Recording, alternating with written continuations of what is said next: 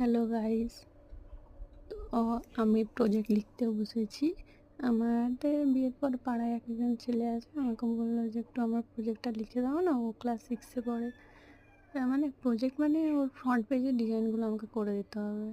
তো একটা, দুটো, তিনটে, এটা 2 নম্বর, এটা 3 নম্বর, চারটে হয়ে গেছে, আর একটা বাকি আছে, ওইটা করে নিলে হয়ে যাবে। লাইন টানতেছি, এবার শুরু হচ্ছে। তাড়াতাড়ি করতে হবে।